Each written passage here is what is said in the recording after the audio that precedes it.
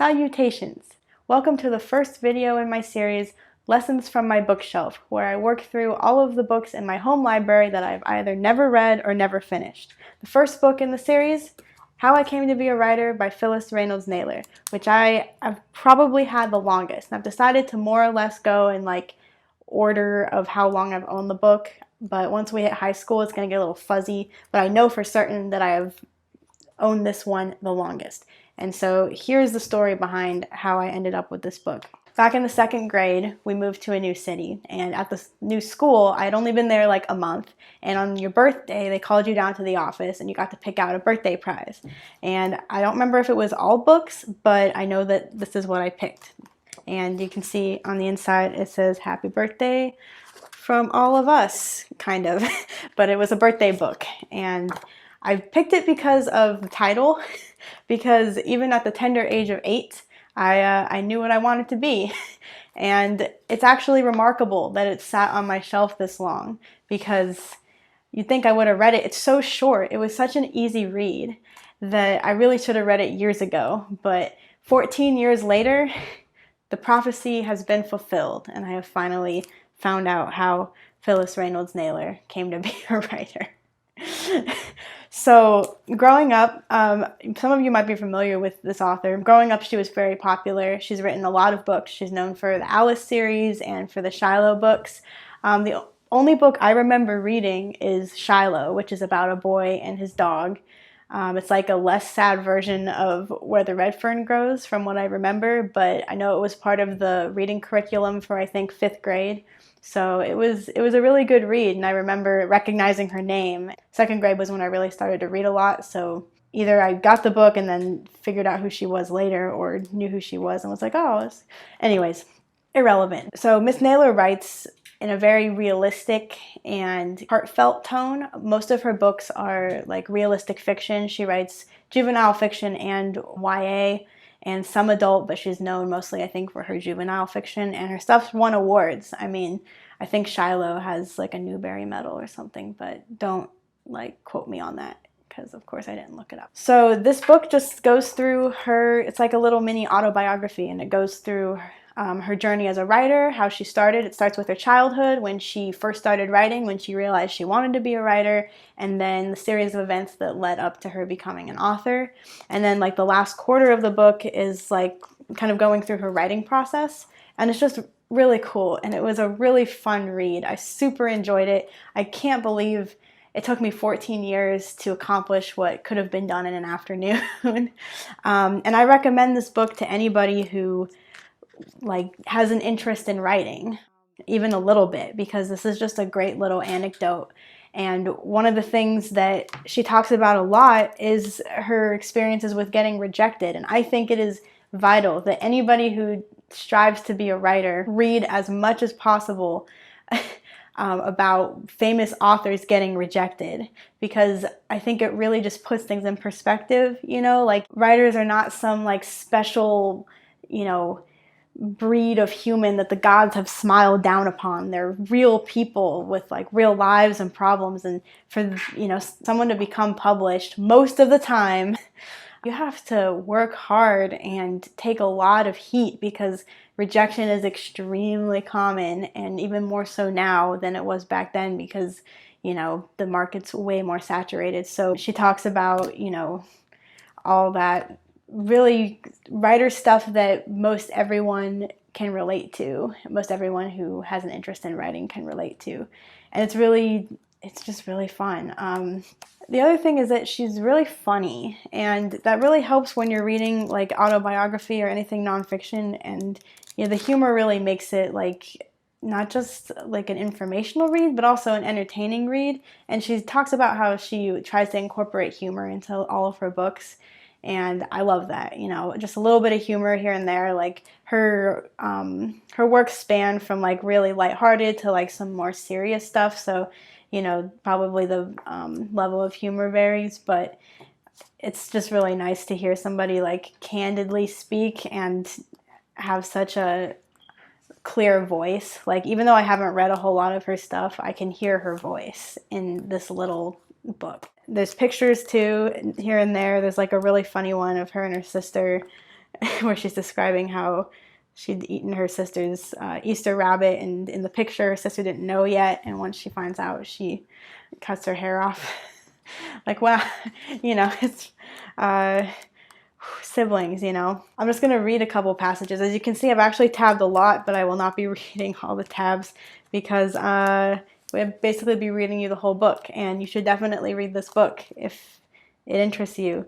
Yeah, this is probably the most annotating I've done even since being in college. Side note about annotating.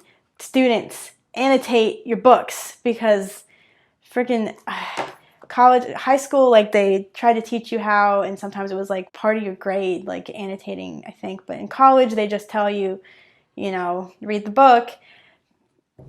High school and college, annotate, because not only will it like help you in book discussions, but also when you go to inevitably write the essay and you didn't like tab or mark or highlight, you know, things that you found important, you're going to have a heck of a time pulling evidence, I guess, unless you end up writing about something that you didn't mark about. But yeah, side tangent, annotate your texts. You'll save you a lot of headache. So I'm going to go to a couple passages. I don't remember what passages those are, so I'm totally not going to cheat and look at my notebook. So on page 30, she said this was like early in her career when she started sending things out, probably late teens, early 20s. I decided that I had the sort of talent only a Sunday school teacher could love and felt terribly embarrassed. How the editors must have laughed at my stories. They had probably shown them around the office as examples of just how dreadful stories could be. I decided to end my short writing career before it got any worse.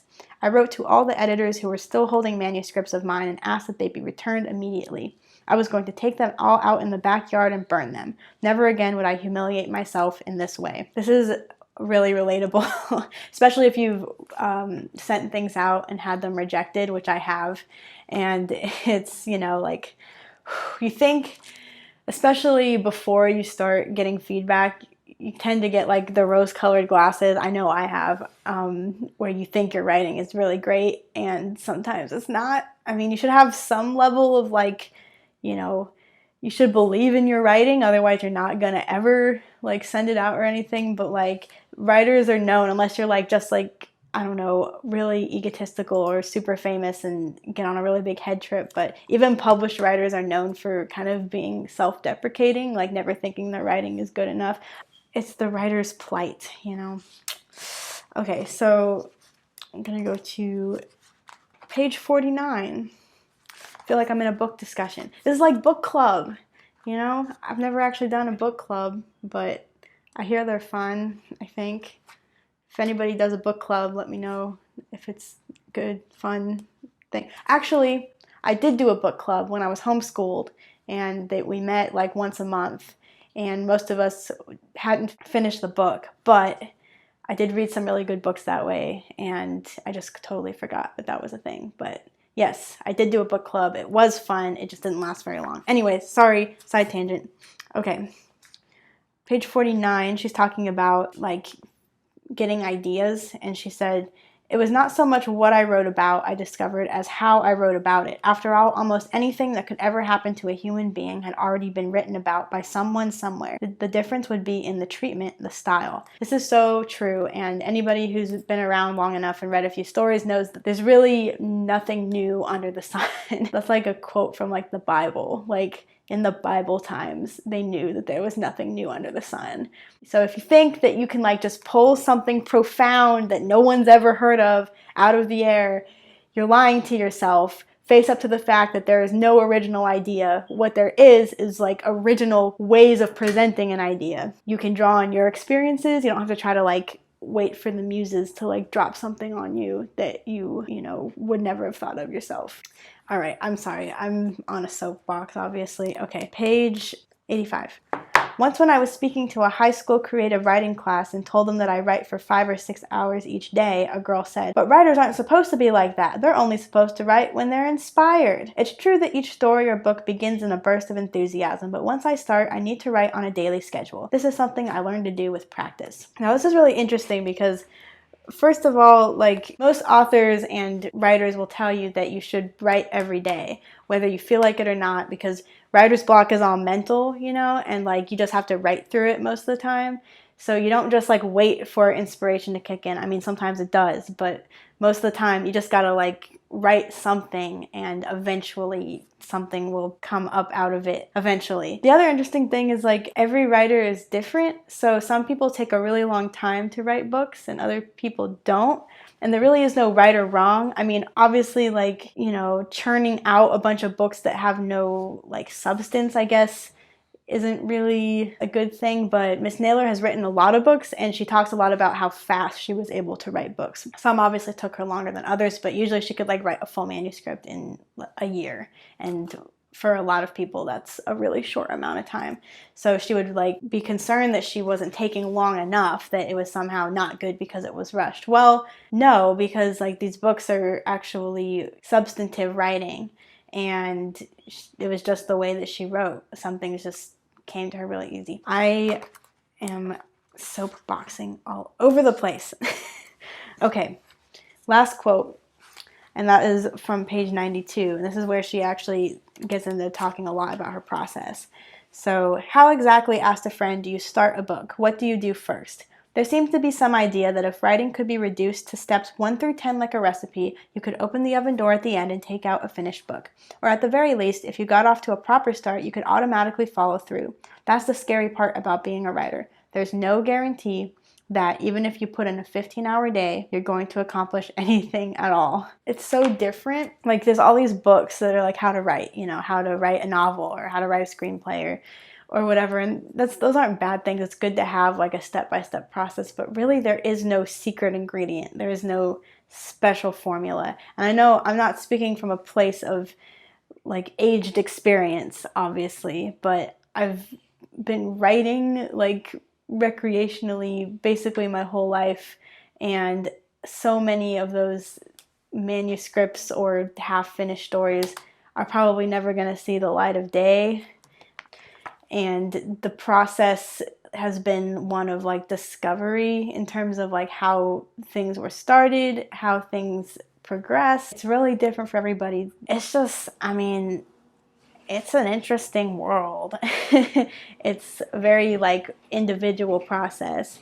And you know, for Miss Naylor, she draws on her experiences and she writes very fast, and it's because a lot of her books are very realistic, so she's drawing on things that she talks about how a lot of things she could recall to memory really easily, so it didn't take a whole lot of like research or like plotting out. And she also writes like character-driven stories, and that's another thing that like we can talk about some other time. I cannot even say how happy I am that I finally read this book, and it once again, like 14 years in the making for something that could have been done. And I think this probably took me all of 3 hours to read. I mean, it was spaced out over a week, but I was reading like maybe 30 minutes at a time, and it's a great little book, and it's staying on the shelf because at this point it really has sentimental value, but now I've actually read it and know that it's a great little, you know, account of a writer's journey, and you know, you can't go wrong with that. So that's book number 1, and wow, I actually did it.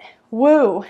That's something. So what's next? Well, up next on the list is a book that I believe is the second oldest I own, and it is The Tale of Despero by Kate DiCamillo. It's a freaking great book.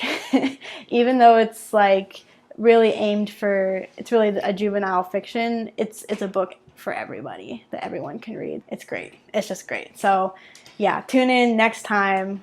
We'll be looking at The Tale of Despero, and yeah, we're good. We're done. We did it. Keep it weird. See you next time.